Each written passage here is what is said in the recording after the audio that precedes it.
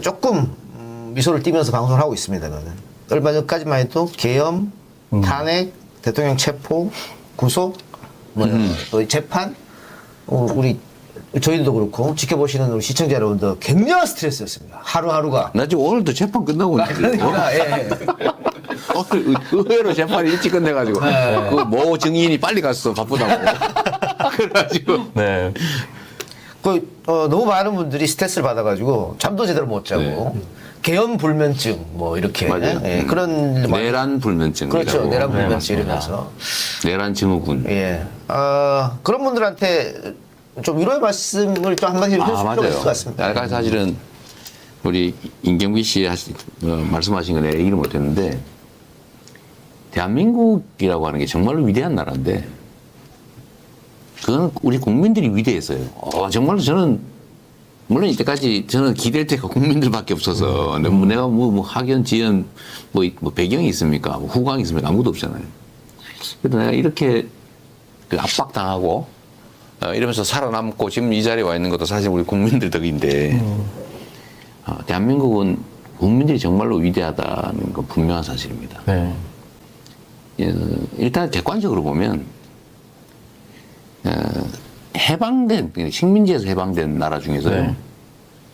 이 경제적으로 성장하고 있죠. 소위 산업화에 성공하고 민주주의 체제를 그야말로 발전시킨 민주화에 성공한 나라는 딱 우리나라밖에 없어요. 네. 전 세계 아무도 지금 못 따라옵니다. 아무도. 근데 앞으로 지금도 계속 앞으로 나가잖아요. 네. 근데 더 위대한 거는 이 계엄군의 이 엄청난 시도를 이거 응원봉 들고 그렇죠. 네. 밀어냈다는 거예요. 네. 촛불을 들어서 어쨌든 박근혜 정권도 끌어내렸죠. 전 세계 역사에 어디에서도 그 사회를 장악한 권력자를 무혈로 네. 끌어낸 예는 없어요. 근데 우리는 정말 단 한 건의 폭력 사건 없이 율차 하나 안 깨지고 국회만 깨지고. 국회를 걔들 깼지. 우리가 정말 이런 무혈의 평화적인 혁명을 이뤄낸 게 세계에 없는데 그것도 두 번씩이나. 아, 두 번이나. 그렇죠. 10년 안에. 10년 안에 이것도. 이게 좀 너무 빠른 것 같다는 느낌이 드는데. 위대하긴 한데요. 내가 그날도 그 국회로 오면서 어차피 이제 결말은 잡혀서 이제 당하는 게 거의 확실하죠. 그래서 유일한 희망은 국민들이 맨몸을 막는 거예요. 네. 그래서 어제 방송도 하고 부탁도 하고 저도 뛰어가서 제가 계속 얼만큼 그 시민들이 오신 날 계속 보고 있었거든. 국회 도서관 그 앞에. 앞에 무슨 탑 있어요. 탑 사이에. 근데 그때도 제가 느낀 것인데 저렇게 이 추운 겨울에 정말 아무런 보호 장치 없이 이 총든 계엄군들, 경찰 그 길을 맨몸으로 막아보겠다고 모이는 저 수없이 많은 사람들 결국은 성공했잖아요. 근데 지금도 끔찍하지 않습니까? 지금 우리가 농담처럼 하는 얘기지만 다 잡아가지고 교도소가 부족할 것 같으니까 또 특사를 대규모로 사면을 해서 내보낸 다음에 집어넣으려고 했다는 거 아니에요. 계획이. 네. 예. 그리고 500명 이상 잡아다가 무슨 GOP 네. 여기 어디 전방 초소 구금 시설에다 가둬놓고는 폭사시키려고 그랬다는 네. 겁니다. 수탄 던져가지고 죽이고 안 죽으면은 확인 사살하겠다고. 실제로 했을 거거든요. 그럴 겁니다. 그래서 제가 그날 예를 들면 뭐 저 같은 사람 잡혀가 죽는 거야. 뭐 이 정치랑을 하다 보면 그럴 수 있는데 아무 이유 없이 일상적인 삶을 멀쩡하게 살아가다가 못 견뎌가지고 한번 항의한 그 죄로 총 맞아 죽으면 그게 광주에서 있었던 일이죠. 그래도 얼마 전에 만약에 그날 밤에 하나라도 삐끗했더라면 예를 들어서 그 군인들 왔던 군인 중에 못된 성질을 가진 한 명이 있어서 용심으로 포탄에도 한 방 쐈더라면 아이고. 개머리판으로 사람 한 번 때렸더라면 통제 불능 상태로 빠지거든요. 맞습니다. 어쨌든 일선 지휘관들이 막 밀어붙였다면 네. 헬기 그 여의도에 날라오는데 그 수방사에서 너 누구냐 못 오겠다는 거 아니에요. 네. 예? 증거를 대라. 승인받은 증거를 대라. 네. 계획 없는 비행이니까. 계획 없는 비행. 그래서 그거 한 40분 막았다는 거죠. 그렇죠. 예, 거기 안 그러면 그 지연된- 전에 와서 네. 다 에워쌌겠지. 네. 예를 들면 정말 이 윤석열 대통령이 잘 준비했더라고요. 되게 지금이라도 계획은 크게 웃을 수 있는 어마어마하게 얘기인데. 했는데 예. 뭐 얘기를 그때 들어보니까 해제 의견 하루 이틀 지난 다음에 할 거라고 생각했다는 거 아니에요? 그렇죠. 그게 1시간 반 만에 끝내버리잖아요. 그러니까 그게 예를 들면 준비를 진짜 실무적으로 잘 했더라. 아. 네네. 여하튼 한 개라도 어긋났더라면 이 우연들이 겹쳐서 이 역사적인 사건이 벌어졌는데 단 한 개라도 그 어긋났으면 어떻게 됐을까 생각을 해봤어요. 해제 의결을 못했다. 네. 해제 의결을 했는데 이건 뭐 위법이야. 그리고 다시 막 계엄을 다시 했다. 실제로 계엄이 이루어지고 군인들이 추가 투입이 됐다. 추가 투입하고 시내를 장악했다.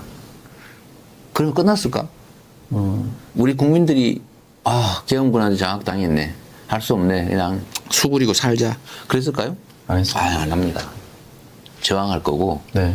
저항을 하면 군인들은 그러면 예를 들면 이 정권은 국민들이 막 거세게 저항하네. 후퇴하자. 포기하자. 계엄하자. 그랬겠어요? 아니죠. 진압했겠지. 진압하고 무참히 저항하고 짓밟고, 네. 확산되고 딱 미얀마 되는 거죠. 엄청난 사상자가 발생했을 겁니다. 네. 광주는 비견할 수 없을 만큼. 네. 그것도 서울에서. 아찔한. 지방은 가만히 있었겠어요? 전국이 계엄인데. 근데 광주만 봉쇄했잖아요. 네. 다른 사람 몰랐잖아. 그리고 뭐 폭도들이 폭동 일으킨 줄 알았잖아요. 다 정보가 통제되면 다른 지역에 있는 사람들은 모르죠. 네, 맞아요. 저도 그렇게 알았으니까요. 근데 지금은 안 되잖아요. 그러면 저항이 엄청났을 거고 그 저항을 쉽게 포기하지 않았을 거고 일단 저지른 다음에 그만해야 되겠네 그랬겠어요. 저런 계획을 세워놨는데 잡아다가 뭐 폭사시킬까 뭐 시한폭탄으로 죽일까 자동 원격 장치로 죽여 이런 계획을 짜고 있었는데 네. 뭐 정말로 엄청난 대규모 살상 사태가 벌어졌을 텐데 이 나라가 어떻게 됐겠어요. 그렇죠. 생각하면 정말 모골이 속련한 일입니다. 근데 이거를 결국은 뭐 군인들도 항명하면서 국민에게 충성한 일선 지휘관들, 병사들, 그거 진짜 박수 쳐줘야 돼요. 네. 그리고 국민들, 그 현장에 왔던 국민들 위대하죠. 그리고 또 민주당 의원들 진짜 훌륭한 사람들이야. 맞아요. 네? 다. 저 다 각오하고 온 거예요. 네. 특히 옛날에 겪어봤던 사람들이 꽤 많잖아요. 그렇죠. 네. 나한테 개인적으로 얘기를 하는데 진짜 안 오고 싶었다는 사람이 있어.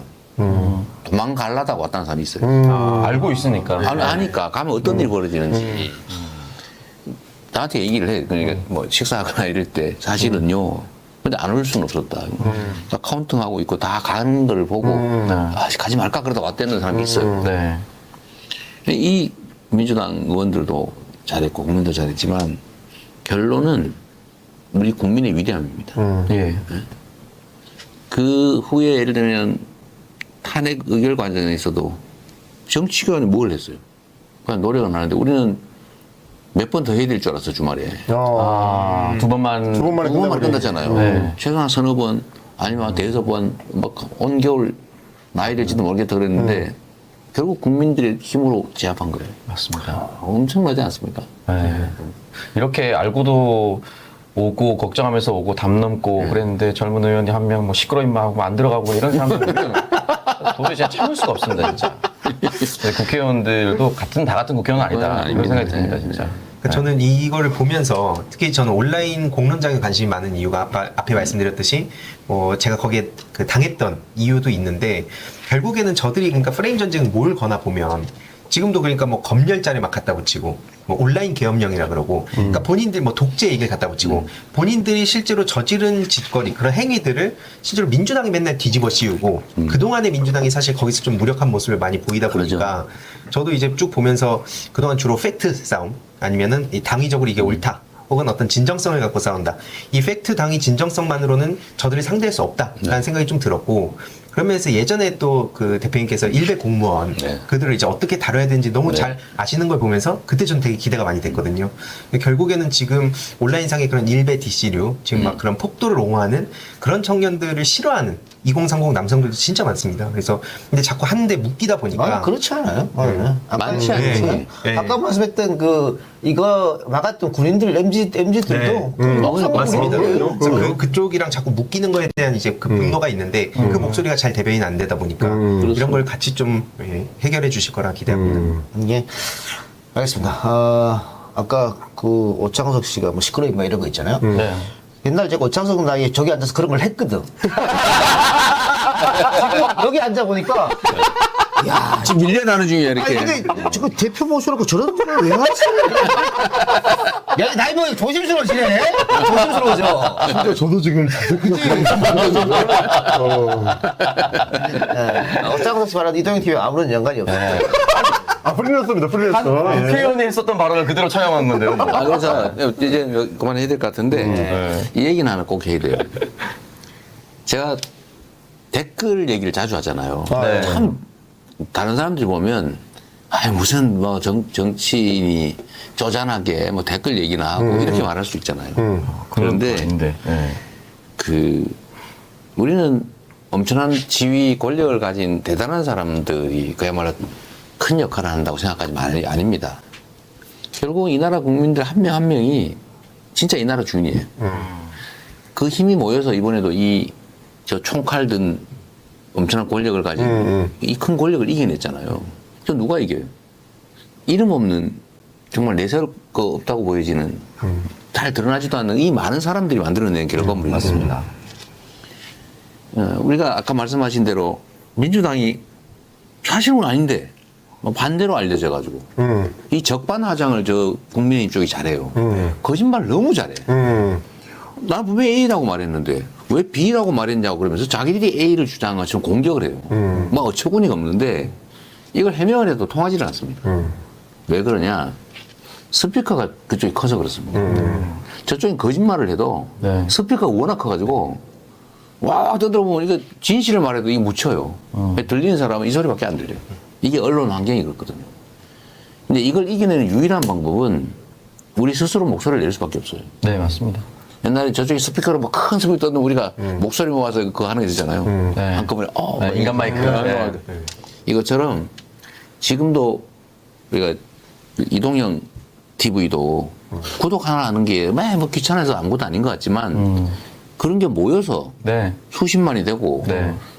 시청도 한 명 한 명이 들어서 3만 명 되는 거지. 갑자기 3만 명의 덩어리가 어디 있습니까? 맞습니다. 좋아요를 눌러주라고 자꾸 내가 구차하게 이렇게 얘기하는 것도 당대표직이나 된 사람이 뭔 좋아요, 구독, 이럴 수 있지만 네. 무지하게 중요한 일입니다. 네. 이 소위 민초, 이 민중들의 힘이라고 하는 것은 다수에서 오는 거예요. 한 사람이 엄청난 영향력을 가지고 오는 게 아닙니다. 이 작은 좁쌀 같은 걸 모아서 큰 덩어리를 만드는 거거든요. 네. 댓글 하나 다는 거, 좋아요 한번 눌러주는 거. 그거 뭐 어려운 거 아니잖아요. 그 기사 보다가 그거 한번 눌러주면 돼. 죽어도 안 눌러. 이게 손가락이 너무 무거워. 네. 구독 한번 해주지. 뭐 그거 가지고 안 해. 네. 근데 이걸 해놔야 우리가 소통하는 라인이 생겨요. 철저히 공감합니다. 고립되지 않습니다. 네. 정보에서 고립되지 말아야 돼요. 지금은 물리적 공간에서 고립되지는 잘 않지만 정보 공간에서는 고립이 많이 됩니다.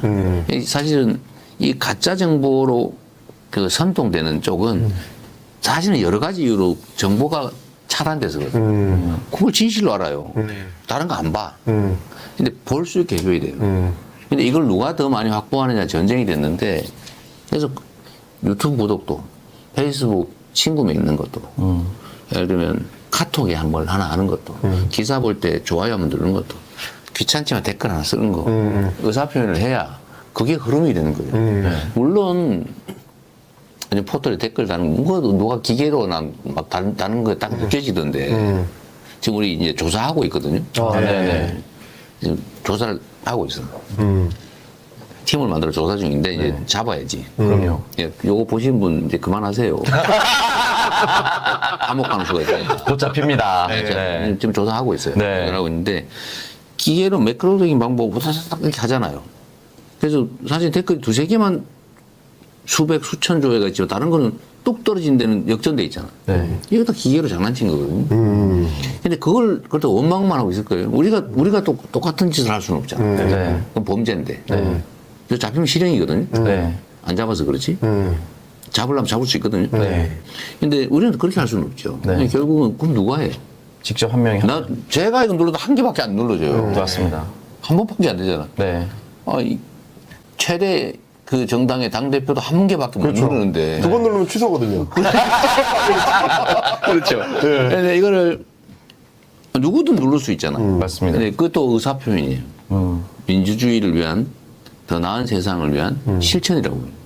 이런 게 모여야 비로소 더 큰 산을 만들지. 네. 내가 해봐야 뭔 소용이 있겠냐. 이렇게 하면 뭐 아무도 안 하면 아무도 없는 거예요. 그래서 정보가 소통되는 세상을 만들어야 되고 네. 우리의 스피커를 키워야 되고 네. 내가 정보에서 고립돼서 이상한 판단을 하는 사람이 되지 않으려면 네. 정말 구독, 좋아요, 알림 아시죠? 네. 슈퍼챗 많이 들어가지. 대표님의 마지막 부탁 이동형 TV 100만 만들어 달라. 그렇죠. 그 얘기였습니다. 방금 만들어낸 것 같은데 지금. 네. 그렇게 들렸어요. 내 마음을 지금. 제가 그 밤에 잠을 못 자니까요. 잠을 잘 수가 없잖아요. 근데 보통 이제 국회 담벼락을 제가 많이 돌아봤어요. 근데 거기 보면 나가지는 못하고. 잠깐 나가고 앞에 살짝 들어오면 되니까 문 앞에만 싹 이렇게. 예. 근데 거기 철문을 끌어안고 젊은 자는 청년들이 많았습니다. 아. 철문 그 창살을 잡고 이렇게 아. 자는 거예요. 개제된 이후에 해지 전에. 해지 그러니까 전에? 계엄 시도하고 탄핵 의결 전에. 아. 탄핵 한 해 만에 막 끌고 탄핵 계엄 해제는 됐는데 탄핵하기 전에 탄핵하기 전에 그걸 지키는 그 국회 다시 들어올까봐 그 밤새도록 혹시 끌려갈까봐 끌어안고 이게 창살에 손 끌어안고 이러고 그런 장면들이 있었어요. 많았습니다. 많았어요, 그것도.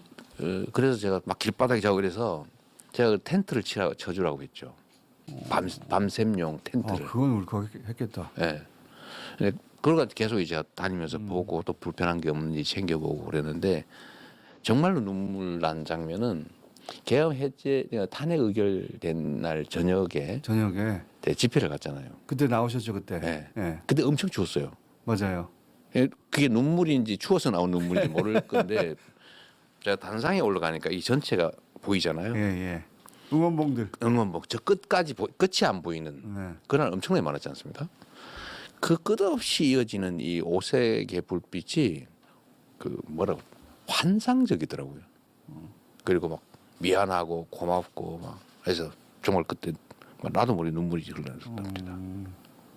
그리고 그 위대함들 저는 정말 국민의 위대함을 믿거든요. 그러니까 정치적 수사가 아니고 믿을 게 거기밖에 없었기 때문에 저는 맞아요.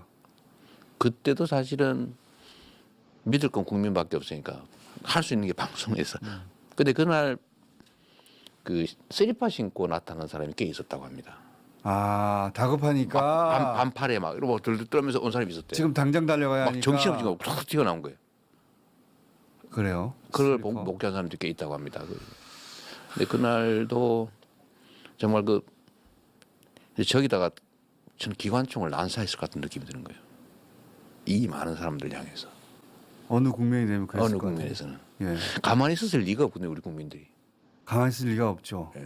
가만히 있으라 그 말 그 사람들이 가슴 얼마나 찢었어요. 그게 20, 30대가 나왔을 거라니까요. 네. 그러니까 그걸 제압했을 거고 무력으로 제압하면서 충돌했을 거고 처음에 공포탄을 쏘고 네. 흩어졌다가 다시 모이고 저항하면 어느 순간에 인계점을 넘어가면 당연히 무력 충돌하죠. 그랬을 겁니다. 네, 그 장면을 그 국민의 위대함에 대한 감동도 있고요. 또 미안함도 있고 고마움도 있고 그리고 그 추운데 저 덜덜 떨면서 지금 맨날 며칠 흔들고 있는 저 사람들도 가슴 아프기도 하고 정말 눈물 나더군요. 저는 개인적으로 남태령 보다가 울컥했어요.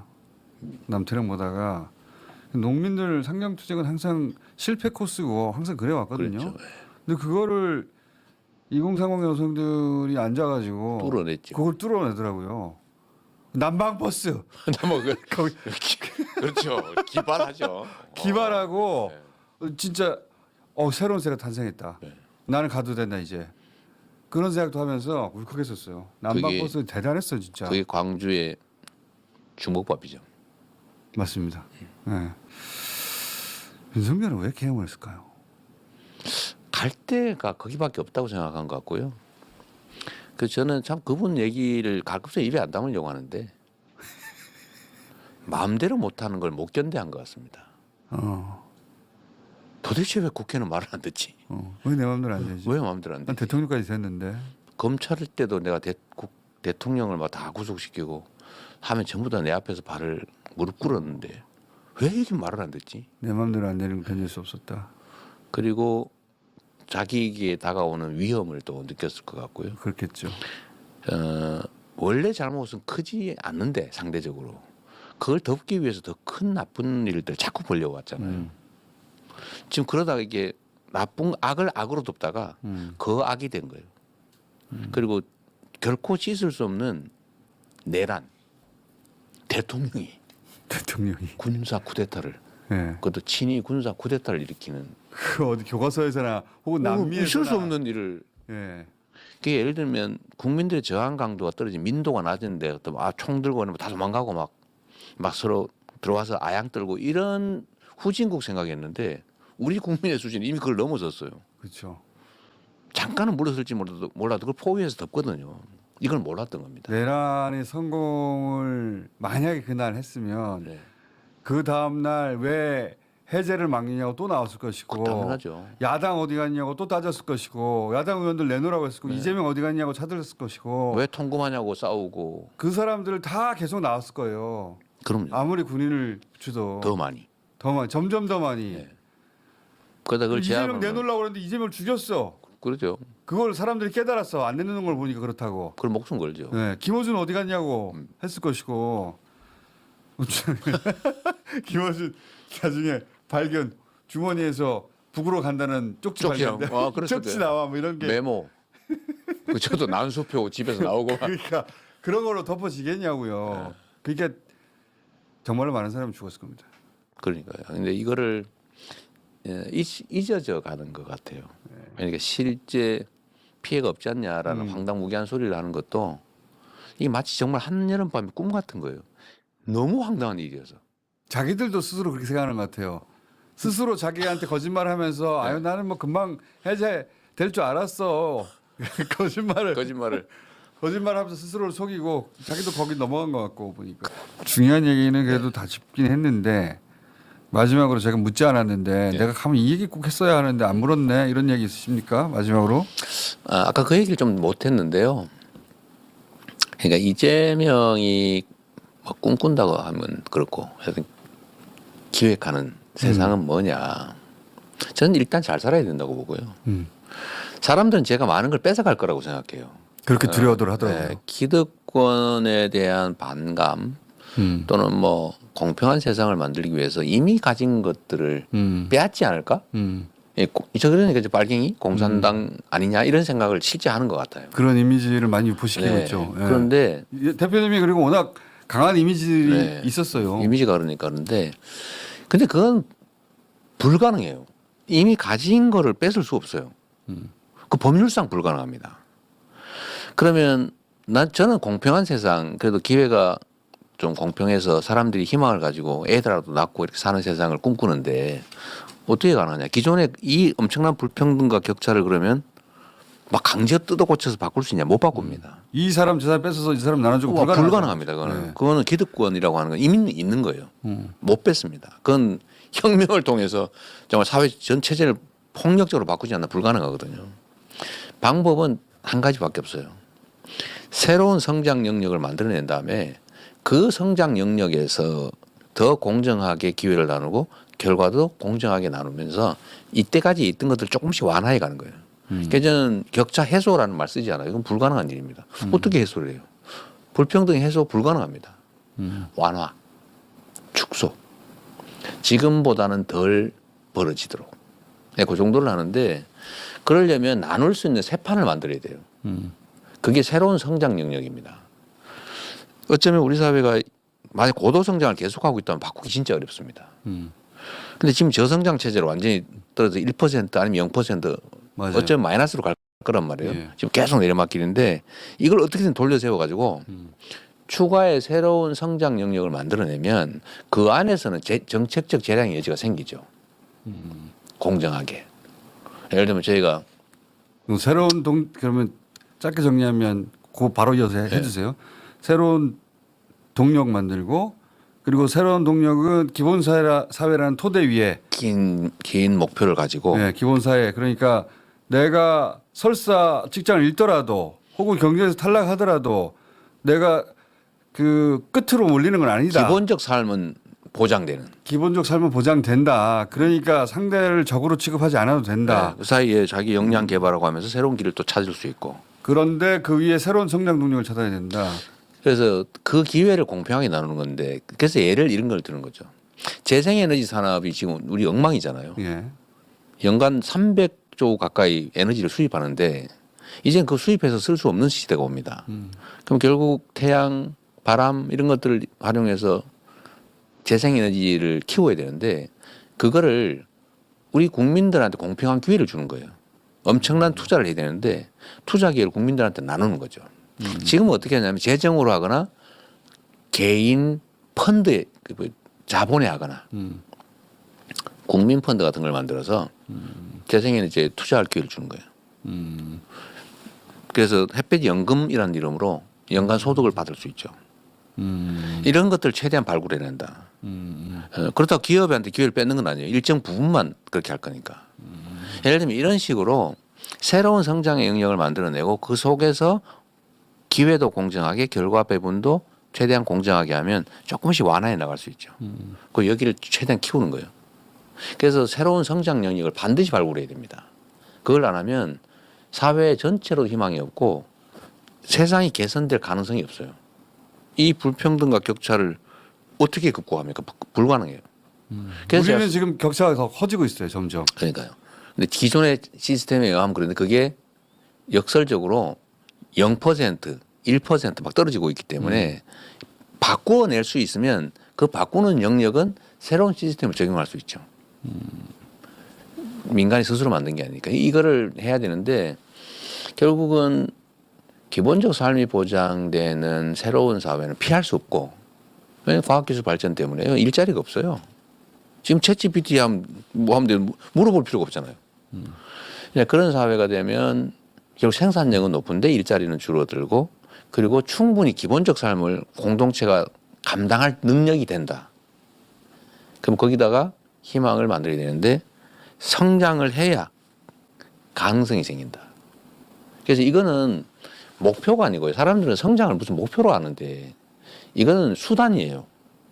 우리의 목표가 기본 사회죠.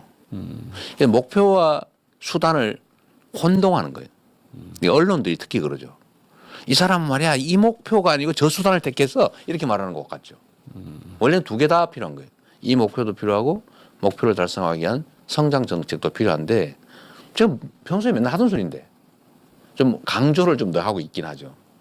근데 이걸 마치 목표를 버리고 수단을 선택했다 이런 식의 논리 모순적인 얘기를 그러니까 하고 이재명이 이제 성장만 만난다. 말하고 있다. 예. 마치 보수 성장주의처럼 그건 아니다. 그러니까 노동시간 얘기도 똑같다니까요. 그때 우리 노동시간 국회에서 유연화 얘기했더니 왜 약간 이재명 보수화됐다 얘기하죠. 예, 약간 변동을 주자는 거고 본인이 동의하는 전제에서 고소득자만 특정 영역에서만 그리고 노동시간 늘리지 마라. 총 노동시간은 그 이하로 넘지는 않는다. 그 다음에 노동시간을 변형함에 따른 모든 추가 부담을 예외 없이 지급한다.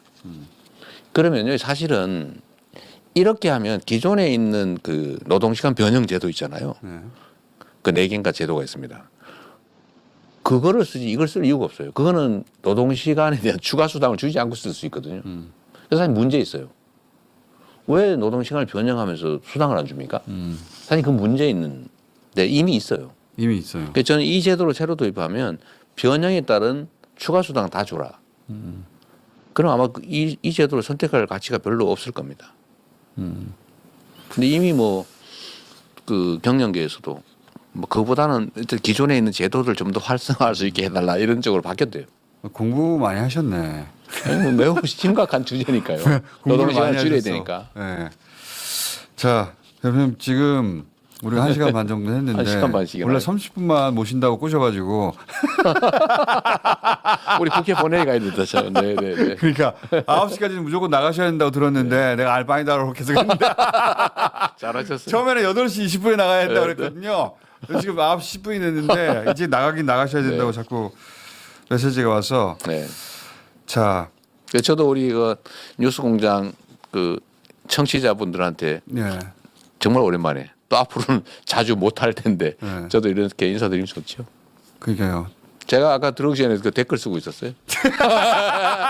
대기 중입니다. 이렇게. 대주입니다. 대선 전에 네. 최소한 한 번은 더 나와주세요. 대선이 언제 있을지 모릅니다. 어쨌든 한 번은 더 나와주세요. 네. 섭외가 보통 어려워야지. 왜 이렇게 섭외가 안 된다고 하는지. 제가 잘 안 나가니까요. 요즘 방송 진짜 안 하시더라고요. 네. 하면 후가가 너무 크더라고요. 자꾸 왜곡이 돼. 어, 말 안 하는 게 차라리 낫다. 그렇죠. 아마 오늘 얘기한 것들 중에도 이렇게 약간 비틀어서 당연히 그렇게 꽤, 하겠죠. 꽤 그럴 겁니다. 예, 당연히 그렇게 할 텐데 오늘 인터뷰는 계엄 이야기부터 시작해가지고 본인들도 다 겪었던 일이라 수르륵 다 봤을 거, 다 볼 거예요. 아마 많은 사람들이 나중에라도. 자, 한 번 더 나오시러 한 네. 건가요? 감사합니다. 저한테 기회죠. 네. 예, 오늘 고맙습니다. 여기까지 하고 조만간에 어차피 대선은 제가 보기에는 2-3달 이내에 있습니다. 그럴 것 같아요. 예, 그러니까 조만간에 다시 한번 모시는 걸로.